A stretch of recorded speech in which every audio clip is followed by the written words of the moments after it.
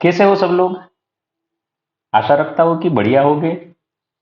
और ये जो सब्जेक्ट आप मेरी चैनल पे देखने आए हो, ये भी आप बढ़िया तरीके से करते होगे। कुछ भी हो जाए, कॉन्फिडेंस को गिरने देना नहीं है। मैंने अक्सर ये देखा है कि 11th-12th में बच्चों का कॉन्फिडेंस कुछ टाइम बाद, थोड़ा देर से आता है, लेकिन आता जरूर है। और जब भी ये कॉन्फिडेंस आता है कि यार ये सब्जेक्ट इतना तो टफ है नहीं, उसके बाद तो भाई वो चलता नहीं है, दौड़ता है फिर। और दौड़ता है फिर ऐसा दौड़ता है कि बाकी सब्जेक्ट के मुकाबले ये उसको काफी आसान लगने लगता है।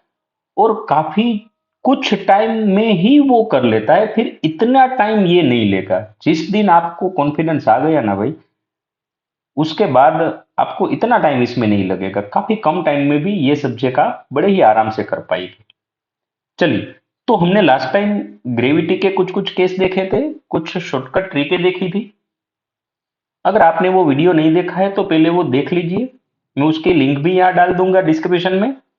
तो आप पहले वो देख लीजिए, क्योंकि ये जो टॉपिक है वो उससे काफी रिलेटेड है। और मैंने जो वहां शॉर्टकट ट्रिक बताई थी, ये उसी बेस पे मैं इसे कराऊंगा। बिना फॉर्मूले के भी हम कर सकते हैं।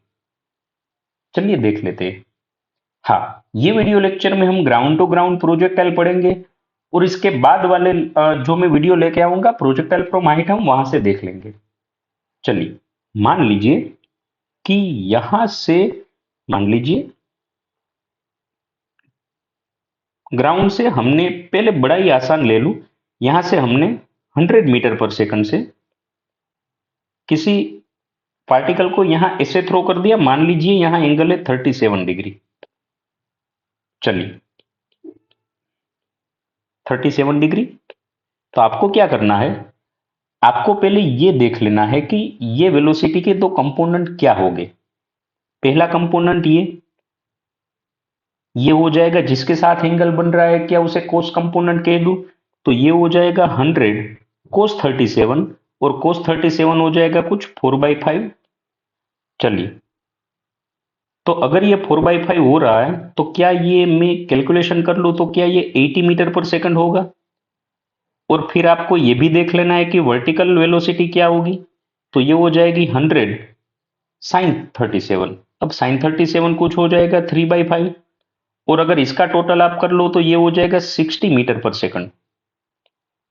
अब आप जरा ये देखो कि ग्रेविटी किस पे इफेक्ट करेगी। ग्रेविटी ये हॉरिजॉन्टल कंपोनेंट पे कोई इफेक्ट नहीं करेगी। ग्रेविटी सिर्फ और सिर्फ वर्टिकल कंपोनेंट पे ही इफेक्ट करेगी।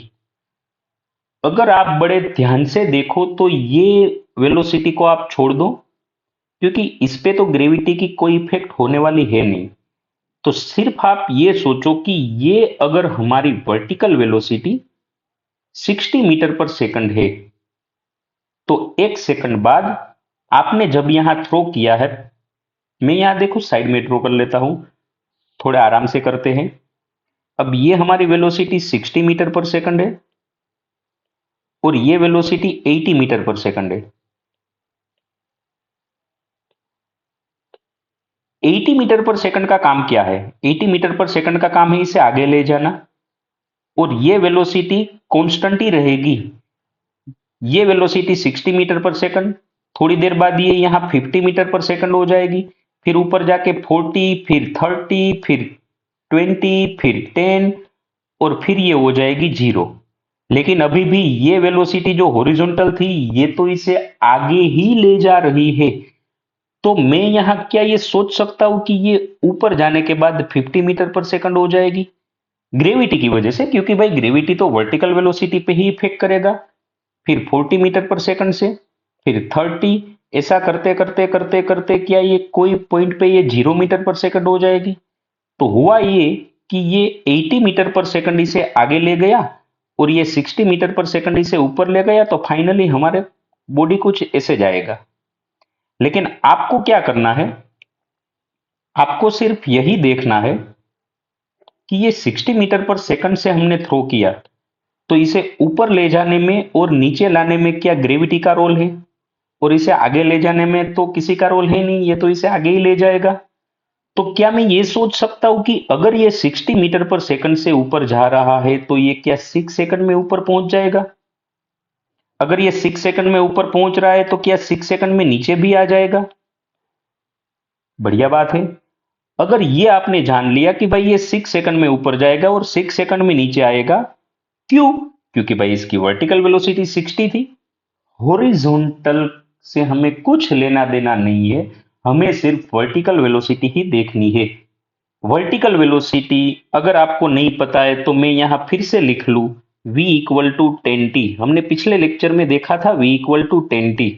वर्टिकल वेलोसिटी 60 है, 60 को ये जो भी वेलोसिटी है आप उसको 10 से डिवाइड कर दो, आपको पता चल जाएगा ये कितनी सेकंड में ऊपर जाएगा। भाई ये 6 सेकंड में ऊपर जाएगा, जितनी सेकंड में ऊपर जाएगा उतनी सेकंड में नीचे आएगा।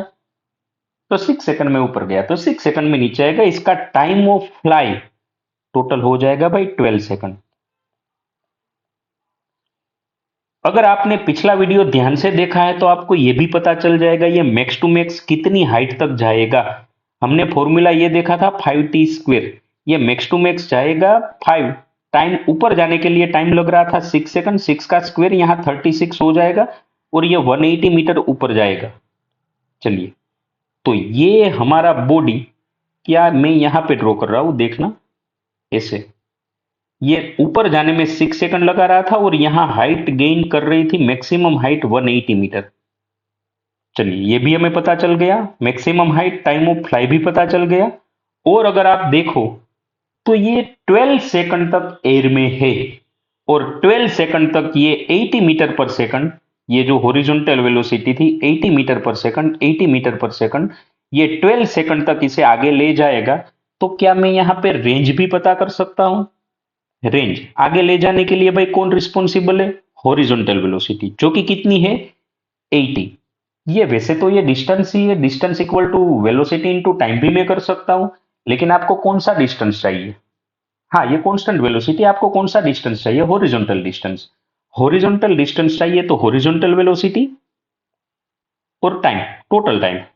टाइम तो टाइम होता है भाई, वो तो वर्टिकल हॉरिजॉन्टल नहीं होता। अब ये हॉरिजॉन्टल वेलोसिटी थी 80, ये कितनी सेकंड तक आगे खींचता गया भाई? 12 सेकंड तक। तो ये हो जाएगा कुछ 960 मीटर। ये हो गई अपनी रेंज। रेंज ऐसे निकालनी है, जो भी वर्टिकल वेलोसिटी मिलती है डिवाइड बाई 10 कर दो, टाइम मिल जाएगा। जितना टाइम ऊपर जाने में उतना टाइम नीचे आने में, टोटल टाइम ऑफ फ्लाई मिल जाएगा। 5t स्क्वायर कर लोगे तो मैक्सिमम हाइट मिल जाएगी। चलिए, एक और सवाल ले लेता हूं। चलिए, मान लीजिए यहां पे अब की बार यहां पे वेलोसिटी आपको दे दी है, कुछ भी ले लो, मान लीजिए यहां पे वेलोसिटी दे दी है 60 मीटर पर सेकंड और यहां पे एंगल दे दिया है करीब करीब 30 डिग्री। तो मैं ये वेलोसिटी और ये दोनों ही कंपोनेंट निकाल लूं, जैसे हमने पीछे पीछे देखा बिल्कुल वैसे ही। अरे भाई ध्यान से देखो, ये हो जाएगा 60 cos 30, वैसे cos 30 हो जाएगा √3/2। जिसके साथ एंगल बन रहा है वो होगा कोस कंपोनेंट, जिसके साथ एंगल नहीं बन रहा है वो होगा साइन कंपोनेंट। इतना तो हमें पता है। चलिए, ये वेलोसिटी हो गई 30√3 मीटर पर सेकंड। और अगर मैं वर्टिकल वेलोसिटी की बात करूं तो क्या ये साइन कंपोनेंट हो जाएगा 60 इंटू साइन 30। साइन 30 वैसे हो जाएगा 1/2, ये वेलोसिटी हो जाएगी 30 मीटर पर सेकंड। चलिए, अब आप देखो तो ये 30 मीटर पर सेकंड इसकी वर्टिकल वेलोसिटी थी, हमें सिर्फ उससे ही काम है। और हॉरिजॉन्टल वेलोसिटी थी 30√3। अगर ये 30 मीटर पर सेकंड है तो आप सोचो ये वेलोसिटी से हमें ऊपर जाने का टाइम मिल जाएगा v इक्वल टू 10t।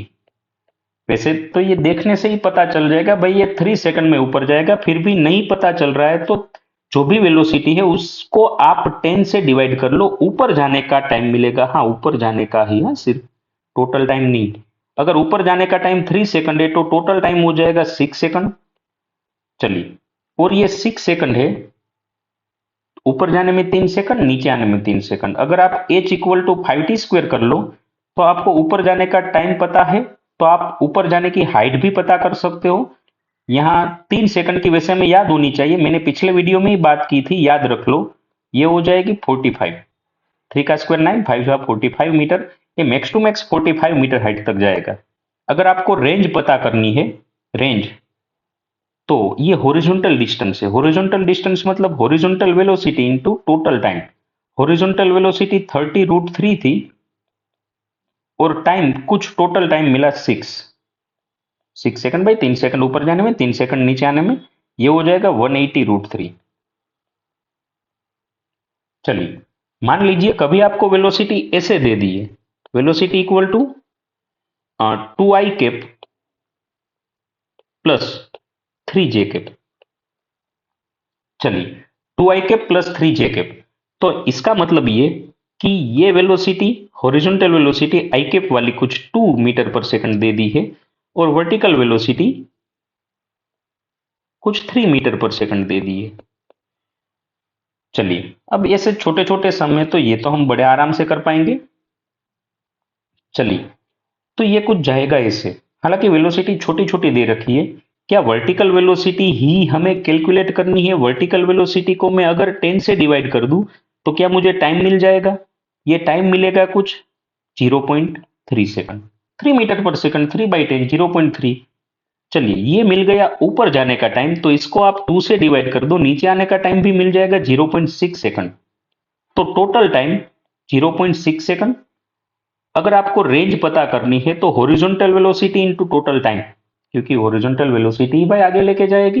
वैसे हॉरिजॉन्टल वेलोसिटी 2 मीटर पर सेकंड है इनटू टोटल टाइम 0.6, तो 2 इंटू 0.6, अपनी रेंज मिल जाएगी 1.2 मीटर। अगर आपको हाइट पता करनी है तो हाइट का फॉर्मूला भी मैंने आपको बताया था 5t²। हाँ लेकिन यहां पे आपको सिर्फ ऊपर जाने का ही टाइम लिखना है 5, क्योंकि अब भाई ऊपर फिर तो ये नीचे आएगा, मैक्सिमम हाइट तो ऊपर कब तक जा रहा है यही हमें देखना है। 0.3 का स्क्वायर 5, 0.3 का स्क्वायर हो जाएगा 0.09 और ये हो जाएगा कुछ 0.45 मीटर।